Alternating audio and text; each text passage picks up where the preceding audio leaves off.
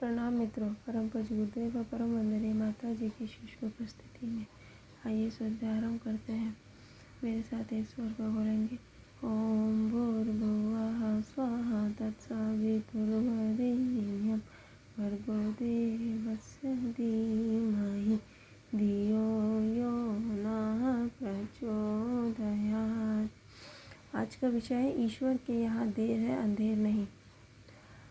आंध्र प्रदेश में दो व्यापारी थे। उन्होंने साझे में व्यापार करना आरंभ कर दिया। एक का नाम था कैलाश और दूसरे का रमेश। इन दोनों में बचपन से ही घनिष्ठता थी। विद्यार्थी जीवन में भी रही और वयस्क हो जाने पर कार्यों में भी उसे बनाए रखने के लिए दोनों व्यापार की ओर अग्रसर हुए। उन्होंने छोटे छोटे कार्यों से बड़े कार्य करना प्रारंभ किया। इनका व्यापार बड़े बड़े शहरों में चलने लगा, जिसमें हजारों का मुनाफा होने लगा।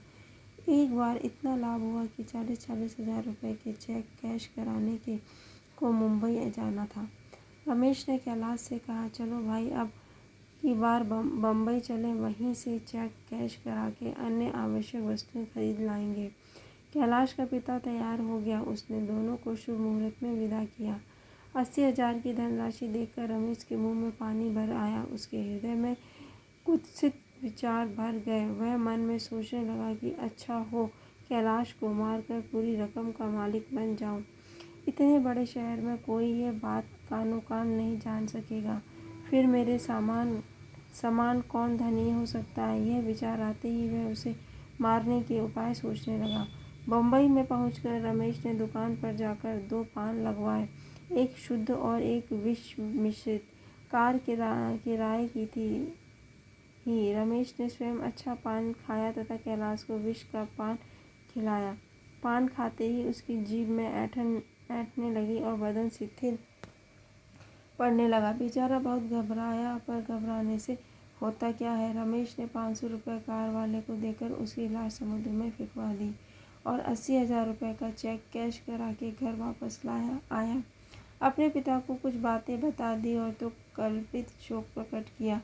कैलाश के यहाँ शोक समाचार पहुँचाया गया कि आपका पुत्र मेरे पुत्र के साथ समुद्र पर नहाने गया था, परंतु दुर्भाग्यवश वह लहर में बहता चला गया और न मालूम कौन जंतु उसे खींच ले गया। इससे रमेश के हृदय पर सदमा बैठ गया और उसकी हालत खराब हो गई।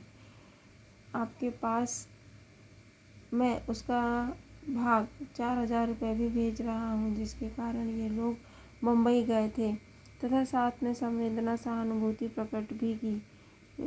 कैलाश के पिता को यह समाचार पाकर अपार शोक हुआ, परंतु रमेश की ईमानदारी के प्रति वह कृतज्ञ हुआ और उसे आशीर्वाद देने लगा। समय बीतने पर रमेश के घर पुत्र रत्न का जन्म हुआ। बहुत खुशियाँ मनाई गई। उसका नाम विजय रखा गया। बड़े लाड़ प्यार से लालन पालन होने लगा। उसके ऊपर परिवार का प्रत्येक व्यक्ति प्राण छिड़क निछावर करता था। उसकी प्रत्येक मांग को पूरा किया जाता था। खिलाने के लिए नौकर लगे थे। टहलने को, नहाने धोने के लिए अलग धाय थी। उसकी ऐसी देख रेख रखी जाती, जरा से कष्ट पर दौड़ धूप मच जाती। सयाना होने पर वह स्कूल में भर्ती कर दिया गया। उसके विद्यार्थी जीवन भी अच्छी तरह व्यतीत होने लगा। वह खूब मन लगाकर पढ़ता। उसे सिनेमा देखने का बड़ा शौक था। भगवत कृपा से वह पढ़ लिख कर होशियार हो गया। एक दिन जब लगभग 16 वर्ष का हो गया, अचानक उसके सिर में दर्द होने लगा। अनेकों चिकित्सकों को दिखाया, परंतु उसका मर्ज बढ़ता ही गया। दवा का कोई प्रभाव उसके सिर दर्द पर न हुआ। बड़े बड़े डॉक्टरों ने इनकार कर दिया। तब उन्होंने हवा बदलने हेतु स्विट्जरलैंड ले जाने की सलाह दी। इसकी हालत इतने दिन में अत्यंत ही गिर गई थी कि रमेश विजय को लेकर स्विट्जरलैंड गया, परंतु वहाँ की हवा का उस पर कोई प्रभाव नहीं पड़ा। उसकी हालत और भी चिंताजनक हो गई। उसकी हालत देखकर सबको तरस आने लगा। अंत में विजय ने कह दिया कि पिताजी, आप मुझे अब अपने देश लौटा ले चलिए। मेरी ठीक होने की आशा नहीं। यदि ठीक होना होगा तो वहीं ठीक हो जाऊंगा, वरना ईश्वर इच्छा। पिता को यह सुनकर बड़ा दुख हुआ, परंतु अपने लाडले पुत्र का आग्रह टाल भी नहीं सकता था। इससे वह उसको उसी हालत में अपने देश लौटा ले आया। घर पर भी चिकित्सा जारी रखी, परंतु अब उसकी हालत एकदम गिर चुकी थी। एक दिन शाम को विजय लेटा हुआ था। पिता सिरहाने और पैर की ओर माँ बैठी थी। दीपक का प्रकाश हो रहा था। उसी समय विजय को हंसी आ गई। उसकी हंसी देखकर पिता ने चकित होकर पूछा, बेटा इस समय तुम्हें हंसी क्यों आई है? विजय बोला, इसलिए कि आपने मुझे पहचाना नहीं। रमेश बोला, कैसी बातें कर रहे हो बेटा, तुम्हें पहचानता हूँ, तू मेरा बेटा है। विजय ने कहा, अच्छी तरह पहचानो, और फिर हंस दिया। इस पर पिता को शक हुआ। उसने खूब अच्छी तरह से देखा, फिर अवाक रह गया कि अरे यह तो वही चेहरा है जो कैलाश को विष खिलाने पर उसकी लाश का था। वही कान के पास का निशान दिखाई दिया। वह मन में बहुत घबराया।